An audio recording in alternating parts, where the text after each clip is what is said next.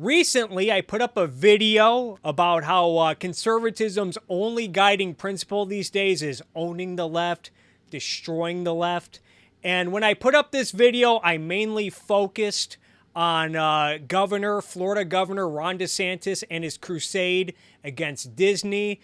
But I also detailed, as you can see, how many conservative commentators and thought leaders, when it comes to the issue of economics these days, they are motivated by using the state, whatever regulatory means are at their disposal at the state to punish the left, punish large corporations for the crime of going woke, rather than, freeing up the economy. Basically, the political right is further embracing fascist tactics rather than free market capitalism. And we're seeing more of this today with Senator Josh Hawley. This is an article on Newsmax, an article that Josh Hawley, or as I like to call him, Missouri Mussolini,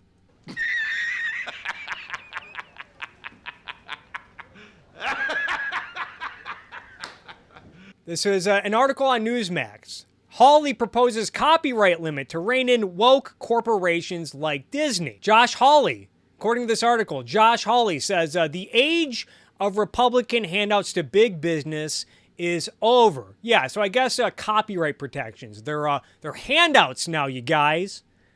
Saying thanks to special copyright protections from Congress, woke corporations like Disney have earned billions of dollars while increasingly pandering to woke activists, going on to say it's time to take away Disney's special privileges and open up a new era of creativity and innovation. So again, yeah, copyright protections are considered handouts, special privileges. Now, there is something to be said about Disney lobbying for extending copyright extensions. Notably with the 1998 Copyright Term Extension Act, which according to this Wikipedia article, it did extend Disney's monopoly over Mickey Mouse and other characters. Also mentions how other large corporations lobbied for this bill. And there is a debate to be had here. Is 95 years, is that too long to protect a copyright? Maybe it is, but is it really fair to call it a special favor handout when it applies to all companies in the economy? I would say.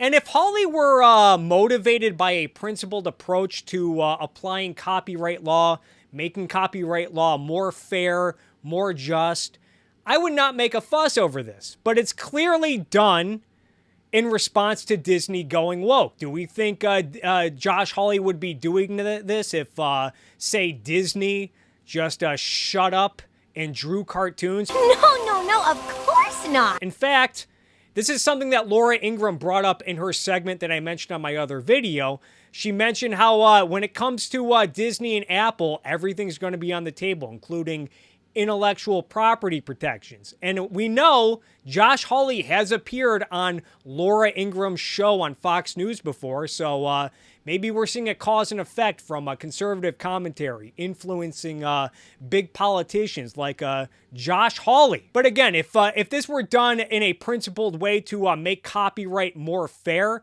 I would not be making a fuss over this. And I even see a lot of people, including people who lean left politically, saying that, hey, this is the right thing. Even if it's done for the wrong reasons, you should enjoy this. But I would say that the wrong reason is still a pretty big deal that everyone should be concerned with. Not to mention, there are some intellectual property issues that are in dire and desperate need of reform and clarity, notably in the pharmaceutical industry. Check out my video, How the FDA Saved Americans from Affordable Drugs, for more on that topic. But this is clearly not the motivation for Hawley. Just like DeSantis with the Reedy Creek Improvement District, this is a spiteful move meant to punish Disney for the crime of getting involved in politics, for the crime of going woke. And I guess this is a pressing issue, shortening Disney's monopoly over Mickey Mouse for, I think, 1 year, because from what I've read, the copyright protection over Mickey Mouse is set to expire in 2024. We need to end this special privilege for a large corporation like Disney, because I guess Americans out there, they're just struggling and starving out there because Mickey Mouse is not in the public domain. I guess that's when the American economy is finally going to turn around, is when Disney's copyright protections finally expire.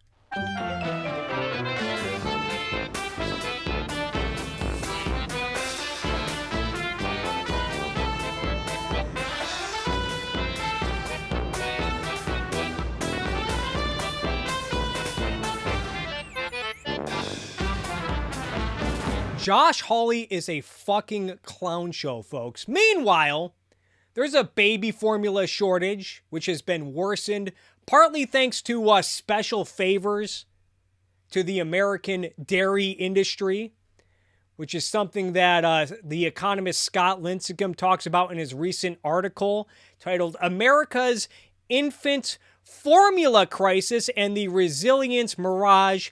U.S. policy has exacerbated the problem by depressing potential supply. Lincicome talks about how international trade restrictions, protectionist policies have contributed to this crisis, saying that the United States maintains high tariff barriers to imports of formula from other nations, all part of our government's long-standing subsidization and protection of the politically powerful U.S. dairy industry.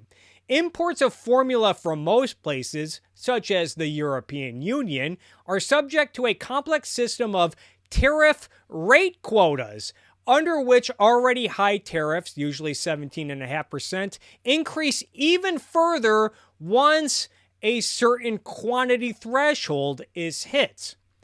And in the following paragraphs, Lincicome talks about how the Trump-reformed NAFTA, the U.S.-Mexico-Canada agreement, further tightened restrictions on Canadian baby formula. Lincicome also goes on to talk about how tedious FDA regulations, particularly on labeling, have prevented baby formula imports from countries like Germany and the Netherlands.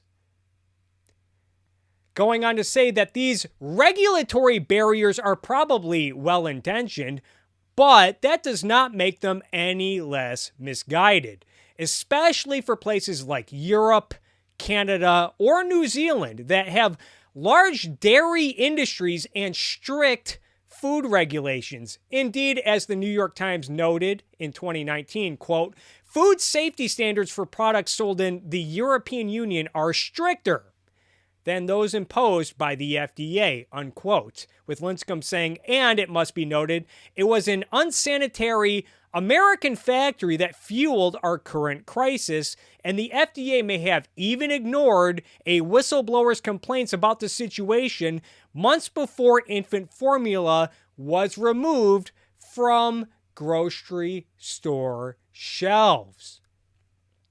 Are we proud of these protectionist policies, by the way?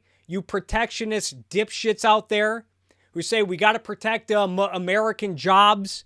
You know, tariffs, trade. I mean, it might only result in like, what, a 5% increase? And it's all just a bunch of cheap plastic crap from China anyway, as people like Sagar and Jetty and Crystal Ball have said in the past. Are we proud that we're restricting supplies from countries like Europe, Canada, and New Zealand? Is this what sticking it to communist China looks like?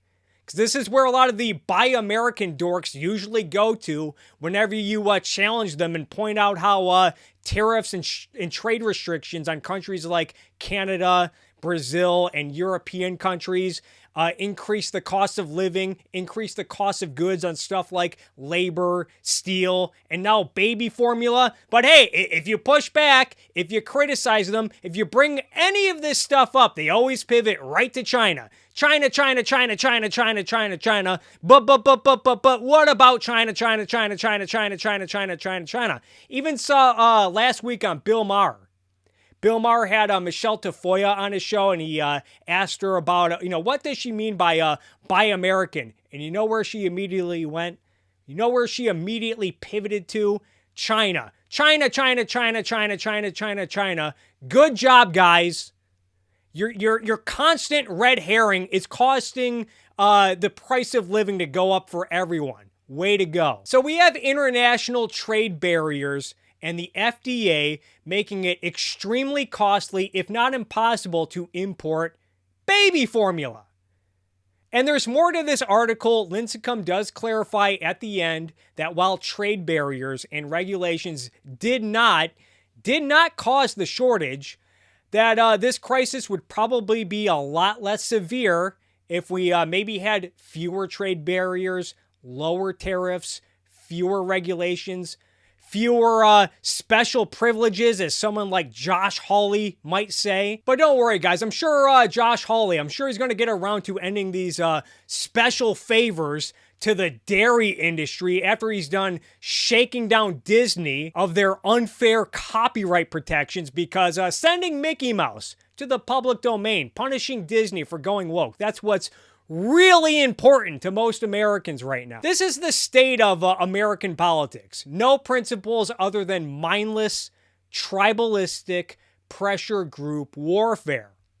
We're even seeing this with the whole abortion debate. We have leftist organizations and politicians like the ACLU turning the abortion debate into a woke, intersectional identity politics issue, as you can see with tweets like this.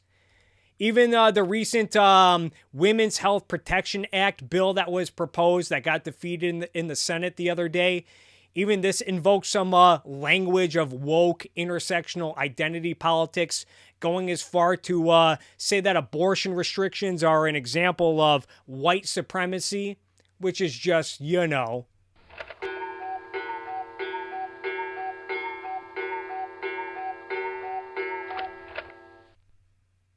Yeah, the implication I get from this is that, hey, abortion restrictions are totally fine so long as they're not disproportionately impacting marginalized communities. And I'm sure some of the anti-abortionist types are about to show up and say some poppycock, some gobbledygook. Like, you know who's a real marginalized community in America today?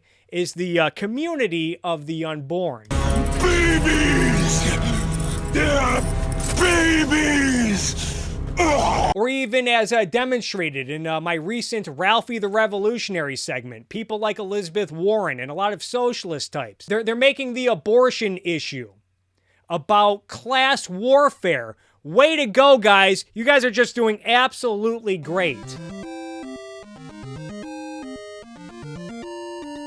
Speaking of being right for the wrong reasons, just in case you guys thought I was being pedantic with Missouri Mussolini. No, I hold everyone to account. It's important that we're right for the right reasons, folks. But back to Josh Hawley. I guess he has tweeted about how upset he is that the White House, about how the Biden administration is not doing anything to address the shortage.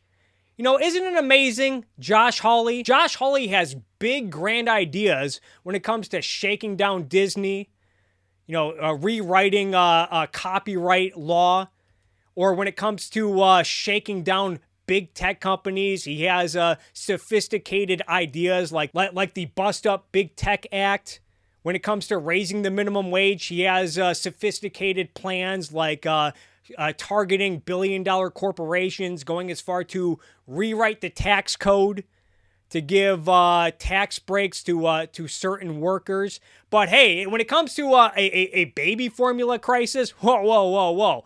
Well, don't come to me, Josh Hawley. That's Joe Biden's problem to deal with, okay? Josh Hawley even said that Biden should try to use the Defense Production Act, a Cold War-era law that essentially gives the executive branch the authority, a blank check to strong-arm manufacturers into producing desired products in the name of national defense. Yeah, I guess baby formula shortages, that's a national security issue now. Or I guess some Republicans are blaming this problem on illegal immigrants like Congressman Troy Nehls here.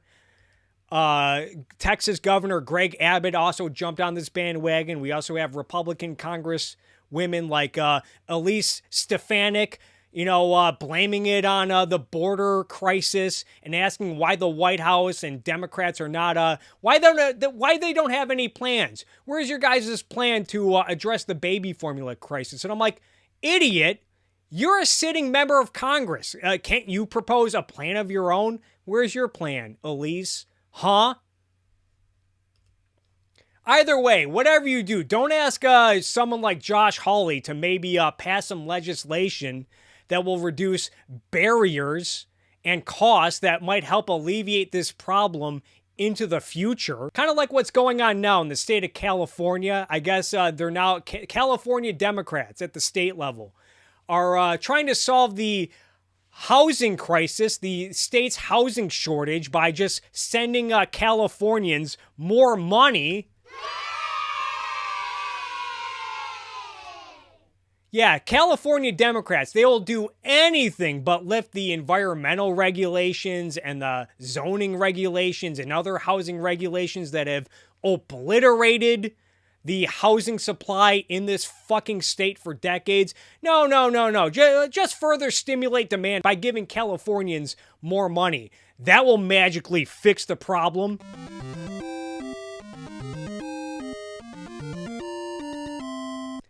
I guess the good news is that according to CBS News, the FDA is they might increase imports to address this baby formula shortage. Way to go, FDA. Better late than never, I guess.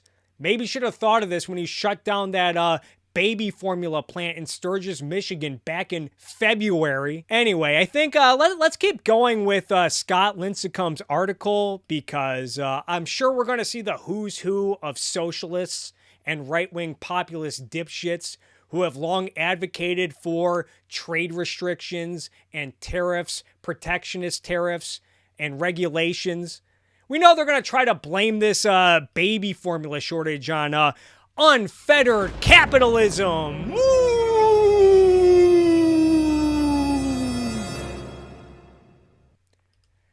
Scott Lincecum talks about how the Supplemental Nutrition Program for Women, Infants, and Children, most known as WIC, which provides vouchers for low-income Americans at or below the 185% of the poverty line to buy formula at approved retailers.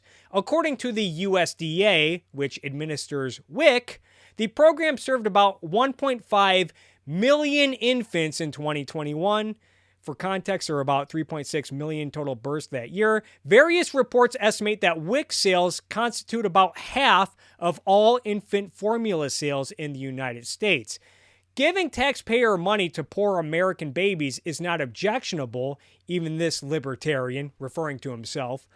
But WIC's design raises some serious concerns. Here's how it works. Since 1989, state WIC agencies have been required to enter sole source contracts for infant formula. Under these contracts, the over 1.2 million infants served by WIC are limited to specific contract formula that are eligible for discounted rebates from infant formula manufacturers, reducing overall program costs. Abbott Nutrition contracts with the majority of state WIC agencies. Abbott Nutrition, I think that was the company whose plant got shut down in Sturgis, Michigan. As the Wall Street Journal explained a few years ago, the discounts provided are very significant. Fierce bidding for those state contracts has led to the three biggest formula makers to offer steadily deeper discounts, on average 92% below wholesale prices, eroding profits on WIC sales. But winning a state's contract makes a formula maker the dominant player on the state's grocery store shelves, where the companies try to make up for their money-losing WIC sales. Given these steep discounts, WIC is undoubtedly a good deal for U.S. taxpayers and WIC customers in normal times, at least. Now, however, the program may be contributing to the current crisis in at least three ways. First, as the dominant buyer of infant formula, and by demanding below market prices, WIC may discourage additional investment in U.S. capacity or new market entrants. Put simply, nobody had an incentive to break into the U.S. infant formula market or boost existing U.S. production, when half of the market is effectively controlled by a single buyer demanding unprofitable prices and compliance with piles of state and federal regulations. As one expert put it years ago, the government is using its monopoly power to extract an involuntary program subsidy from an industry. That is not exactly a great way to encourage more domestic investment or supplier diversity, especially when, as National Review's Dominic Pino documented yesterday, the major producers have alternatives. I guess it just keeps going on and on. So again, this is Scott Lincecum's piece. I will link to the article when I put this on YouTube. I will put it in the description. I feel like this is another example of not knowing the consequences of government intervention until it blows up in your face. It's kind of like what we're seeing with skyrocketing gas prices after putting sanctions on Russian oil, when we find out that the long crusade against pipelines and new pipeline projects and protectionist regulations like the Jones Act make it incredibly costly, if not impossible, to move oil resources around the country between the various states for the purposes of refining oil, causing businesses to resort to adversarial regimes for oil resources. Oops. Or how in Texas, how the state of Texas has been mandating renewable energy sources for decades, and now that has made their electricity grid vulnerable and more expensive, leading to energy crises in the middle of winter. Oops. Or how, in the case of COVID, how the FDA prevents products from coming to the market that might help prevent COVID deaths or treat patients with COVID. Or how the Federal Reserve controls the money supply, and occasionally they might add a little too much cash to the market, and oops, we have a little inflation. I could go on and on. Sometimes we don't know the cost of government intervention until it smacks us upside the head. What we do know is that none of this will be solved by mindless, tribalistic culture warriors like Josh Hawley.